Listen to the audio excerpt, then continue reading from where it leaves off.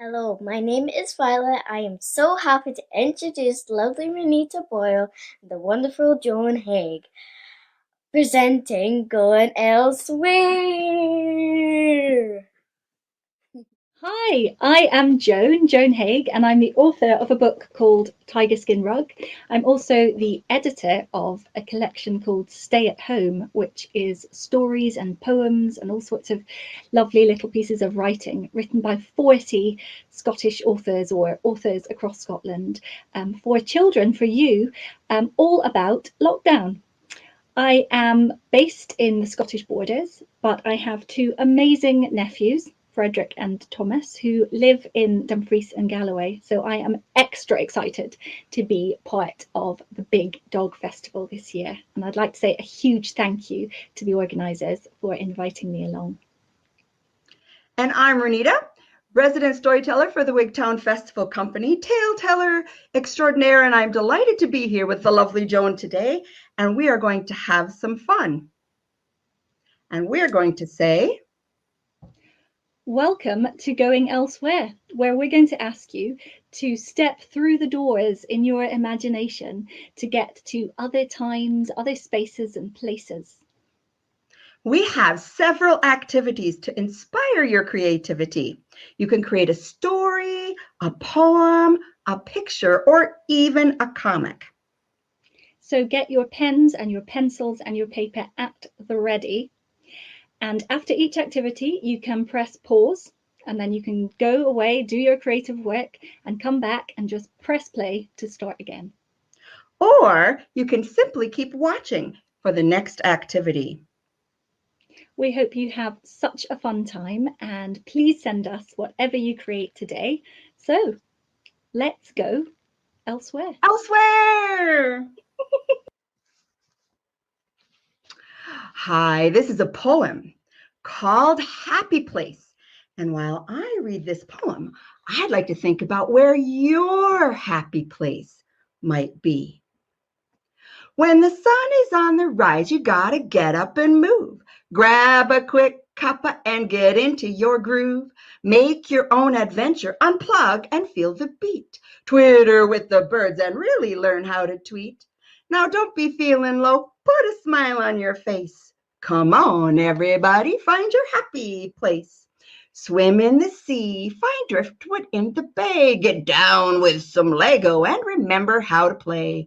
Gather juicy brambles and make your jelly jam. Read a book, build a fort, or make a snowman. Have a duvet day. It's really no disgrace. Come on, everybody, find your happy place. Dance around the kitchen with your family in tow. Crank up the volume on the vintage radio. Whistle while you work. Live life to your own tune.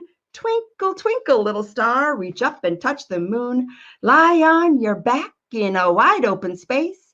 Come on, everybody, find your happy place. Bare your soul and your feet on the first day of spring. Do the Highland Fling if the Highland Fling's your thing. Get your crafty on, skip stones across the lake. And if you like to bake, make life a piece of cake. Watch the sunset vanish like a worry without trace. Come on, everybody, find your happy place. Ride your bike, take a hike, come rain or come shine. Wander in the deep wild woods, write a poem in rhyme. Watch the smallest insect, climb the tallest tree. Swing high into blue skies and see what you can see. Bow your head to pray or raise your hands to praise. Come on, everybody, find your happy place. Make every day a daisy day. Live with all your heart. Give more than you get because to love is such an art. Hold a wrinkled hand and sing a lullaby. Let the tears flow when it's time to say goodbye. Find what is human in every human face. Come on, everybody, find your happy place. Splash in puddles, jump in fallen leaves. It's your life, can you dig it? Plant some seeds and pull some weeds. Hear the bees a buzzing, stop and smell the bloom. Open up the windows and give your spirit room. Make every moment sacred, fill it up with grace. Come on, everybody, find your happy place. Lots of inspiration for you to find your happy place today, so you can pause now to go elsewhere, push play to return, or keep going for the next activity. Great. So Renita took you there to your happy place. I think my happy place might be inside a thunderstorm or inside the pages of one of my favorite books. We're going to travel now in a little activity that I'm going to ask you to do to somewhere else in the world. And we're going to stay, for the time being, we're going to stay in our planet. Now, some of the other activities might send you off to other places and other worlds, but today, and this one, we're staying on planet Earth. This is called Spin the Globe, this activity.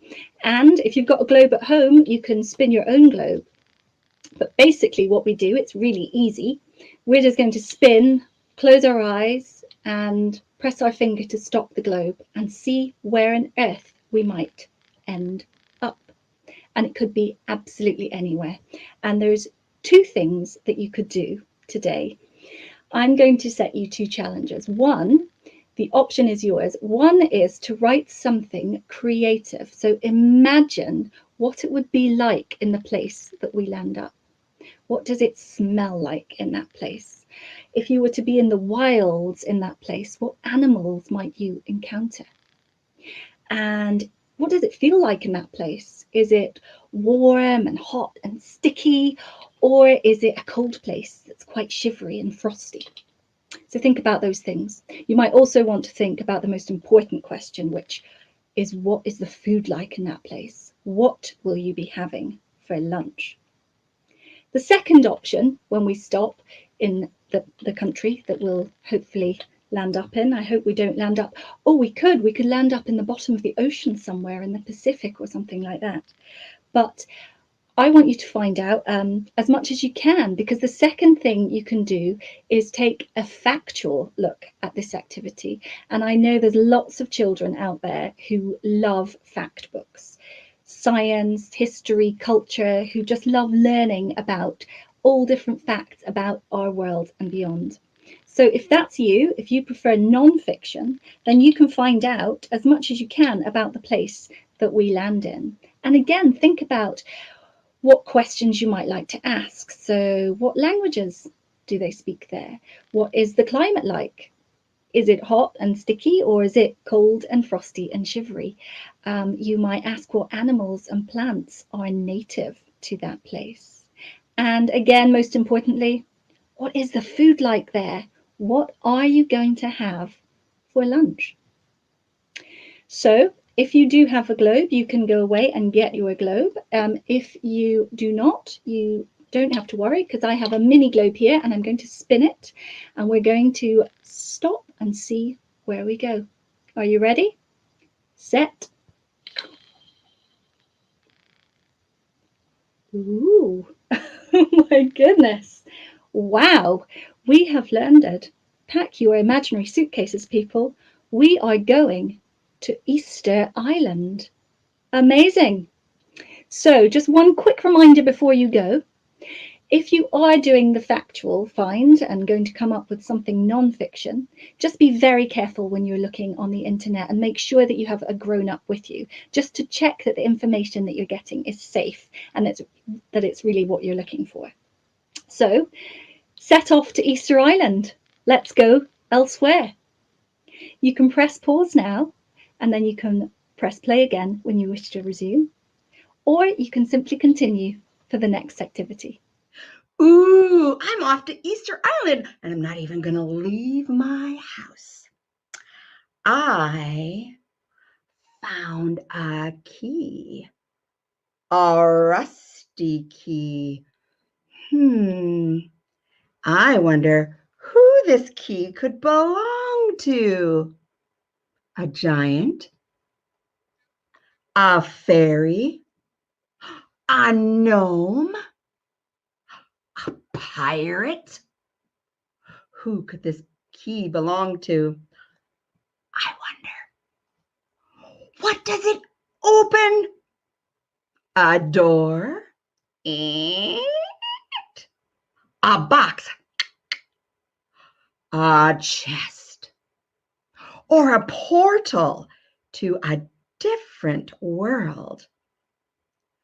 I wonder what I will find when I use this key and find out what it's for.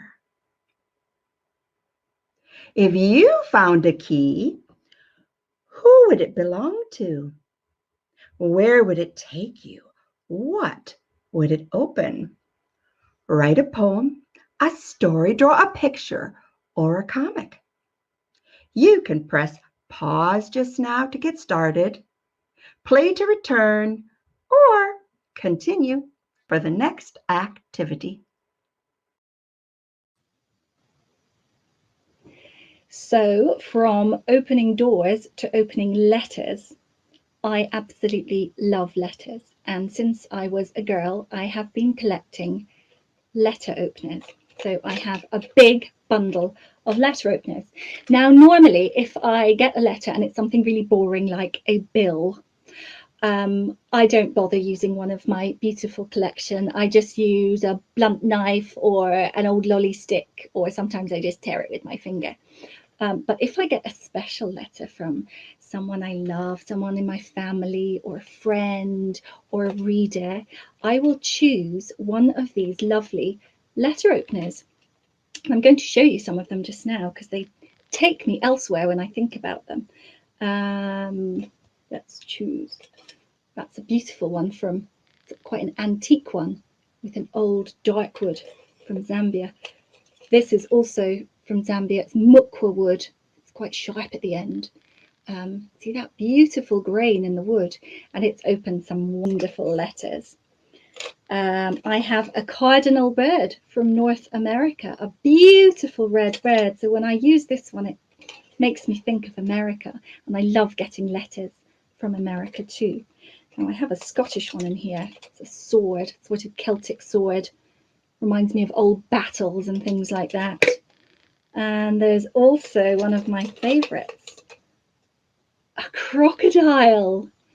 Amazing. I would love to open a letter with this. Now, there is something magical about letters.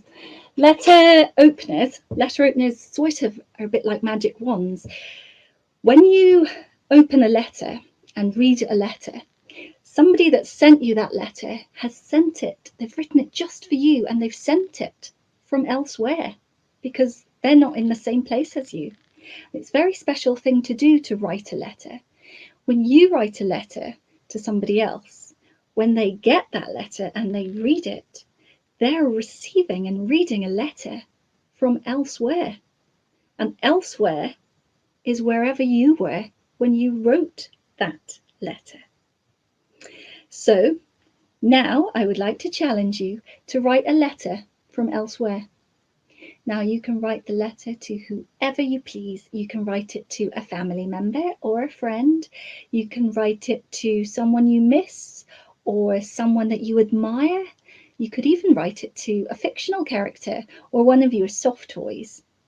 Whoever it is you write the letter to, have a think about where that letter is going to end up and send it from one elsewhere to another. So let's go. You can press pause now and get creative with your letter writing, and then press play again when you're ready to join in. Otherwise, keep going for the next activity. Oh, now this activity is taken from this book of cards, the And Then series, Story Starters, and it was written by M.H. Clark and illustrated by Alexandra Ball. And it's full of cards just like this, with stories started that you can finish. So this story is about to begin.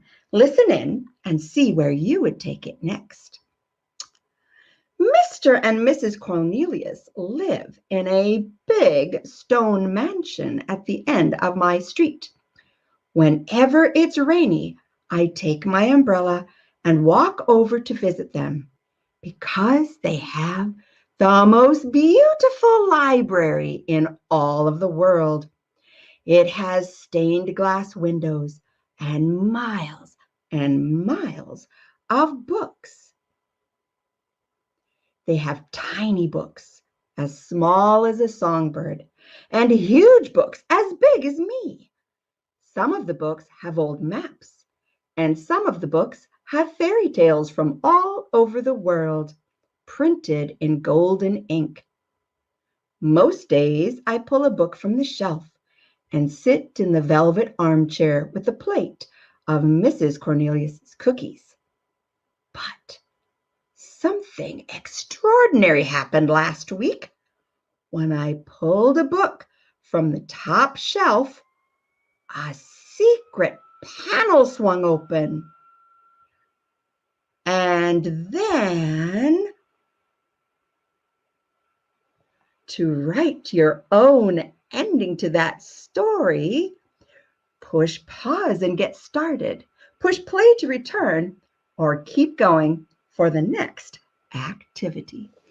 So, magical carpets have been flying around in stories for centuries, since ancient times. And magical carpet stories have now, we know, have their origin in the Middle East and North Africa. There's also quite a few magical carpets in more recent stories. I wonder if you know any. My Auntie Lillian was an amazing storyteller, and she dreamt up an idea of a magical tiger skin rug. Now, she didn't write her story in the end, but I wrote one that's inspired by her idea, and I'm going to read you an extract from it now. It's called Tiger Skin Rug. So, the book is about two brothers, Lal and Dilip, and their friend Jenny. The brothers have just moved to Scotland and discovered a tiger skin rug in the drawing room of their house. They also discover that it's not just any old rug. In fact, when Dilip whispers to the rug comes to life and transforms into a real tiger. The tiger needs the children to help it to keep an old promise, and that way it will be able to rest in peace. So the children set off with the tiger, and they set off riding on the tiger's back. The tiger edged its hind backwards and sank its head into its shoulders. We tensed inwards with our elbows and ankles. The big cat twitched in this position for a few long moments, as though about to pounce on some imaginary prey. Its haunches trembled, and suddenly, swiftly, it sprang forwards, pushing with its strong back legs, and we tucked in our knees and we held our breath as up we went, and up and up and up. I gasped, my tummy somersaulted. Above the houses, above streets, the school, the fields, we flew. We were so high that the farms below looked like Dilip's toy farm, and then like Jenny's picture books, and then like a dream. I pressed my lips closed against the cold air. Look! Look at the tiger! Jenny shrieked. I didn't need to look. I could feel it, the tiger transforming. This time it was morphing from underneath us, levelling out to a rug again. It was hair-raisingly scary, but our palms stayed firm and flat against the thick streaked skin. Jenny laughed out, "A magic carpet!" and she gathered us in close to the middle. I hadn't thought of Jenny as all that brave before, but now here she was, here we all were, flying into the dimming light, far from ground, and not knowing where we were going. And you'll have to read the book to find out where they do go. Where would you go if you could go anywhere, elsewhere, on a magic carpet? What would your carpet look like? Who would be with you on the carpet? And where would the carpet take you. You could write a poem, you could write a short story, you could even write a comic strip. And here's an easy way to do one. If you fold a piece of paper in half 3 times, keep folding, and then write some pen over it. You can start with your title in the first box, and you can go right to the end. And every time you come to one of those boxes, just think about the feelings and the senses and the colours, and make your cartoon strip really stand out. Of course, you don't have to do a comic. You can do whatever you like. You could even just illustrate a really fancy carpet. I would love to see where your carpet takes you. So let's fly elsewhere. You can press pause now and go and get creative and come and press play again when you're ready, or you can simply continue for the next activity. The woods are deep, the woods are wide. I wonder, do you wonder what we'll find inside?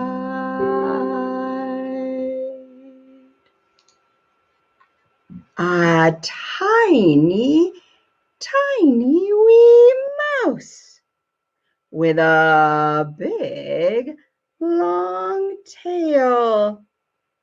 Scampering here, scampering there, scampering, scampering everywhere.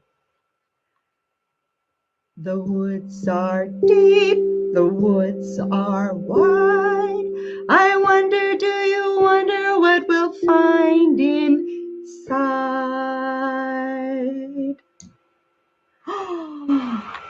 A happy wee robin flitting nearby. Tweet, tweet, chirp, tweet, tweet, chirp. The woods are deep, the woods are wide. I wonder, do you wonder what we'll find inside?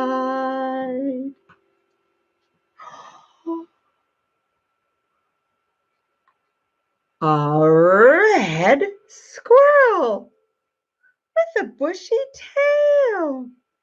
Squirrely, squirrely, shake your little tail. Squirrely, squirrely, shake your little tail. The woods are deep, the woods are wide. I wonder, do you wonder what we'll find inside?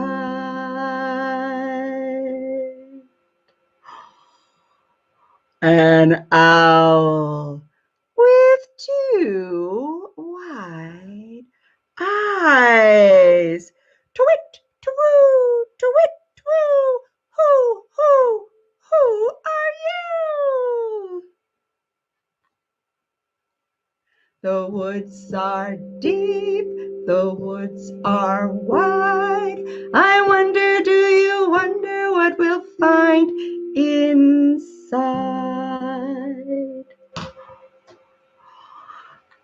A hoppity hare with big long ears and a twitchity witchety nose. See hare run, off he goes.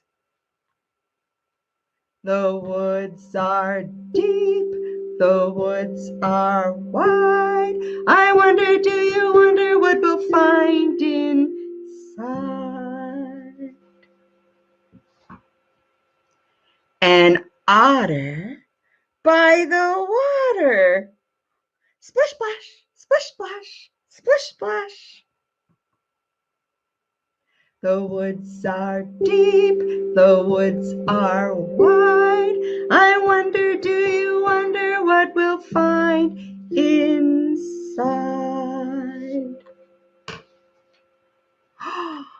A bear.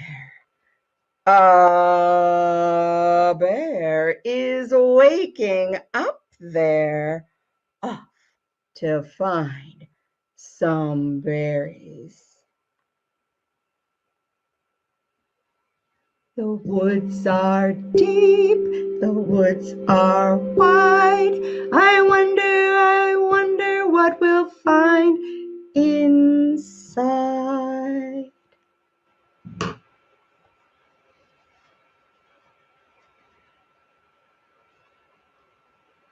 I found an acorn deep inside the woods. An acorn for making wishes. I am going to hold the acorn in my hand and make a wish for elsewhere. Happy wishes in my acorn. You can write a story, a poem, draw a picture, or make a comic about walking in the woods. Who do you see there? What do you smell? What does it feel like? Or write a poem about the wishes you would put into an acorn. Press pause to play, or to write, press play to return, or continue on. Have you heard of 7-league boots? They're found in old stories and in some more recently written stories too. One of my all-time favourite books features 7-league boots. It's called Howl's Moving Castle by Diana Wynne Jones. And in it, when Wizard Howl is wearing a pair of these 7-league boots, for every step that he takes, he can travel 7 leagues.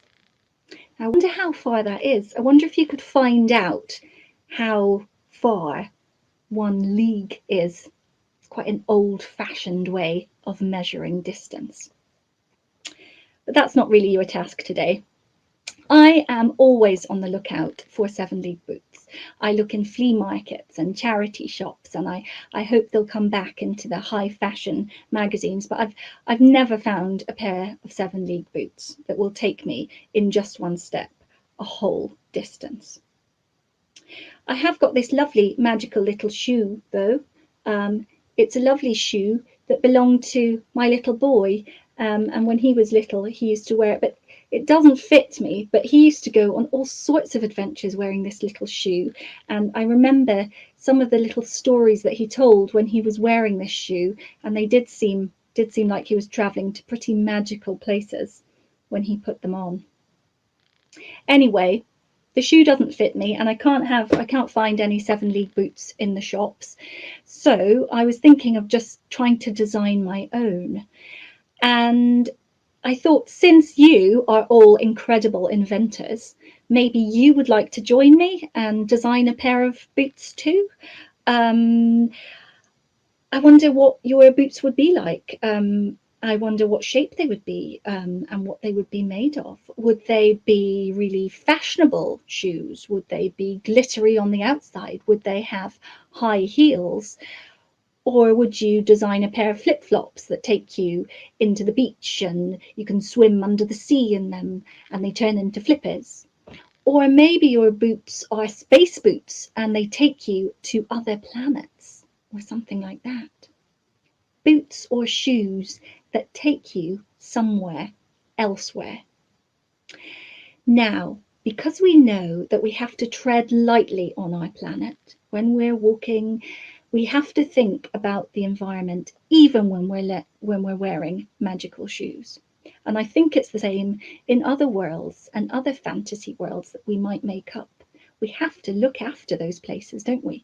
So I would also like you to think about the material that you make your boots or shoes out of. And you might like to think about using recyclable material or recycled material, or maybe some natural fibres. Now, your boots or shoes can look any way you like. You might like to describe them in words, or you might like to describe them in drawing, and I bet there are some incredible illustrators amongst you out there. Or you could do a bit of both. You could draw a picture and label it. I would love to see that. So take your time and think about your boots. Think about what it is that is most useful about them, especially if you think about where they're going to take you. It wouldn't be very good traveling to the North Pole, where it's very, very, very, very cold, if you're in a pair of sandals. Unless they're magical sandals, of course, and you can tell us about that. So you can make your boots or shoes high-tech, you can make them technicolored, you can make them traditional looking, or you can make them high fashion or futuristic. I just can't wait to see where your boots to elsewhere take you. So you can pause now to get creative, press play again when you're done, or just hang on for us to say cheerio. We've had a lovely time going elsewhere, haven't we, Joan? Oh, it's been great. We've been to so many places, into the woodlands and all over the globe. We went to Easter Island, didn't we? I totally look forward to seeing what everybody has written and drawn and the poems. Oh, please do send them in. It has been so lovely to spend time with you all today going elsewhere. Take care. And we hope you have a lovely day.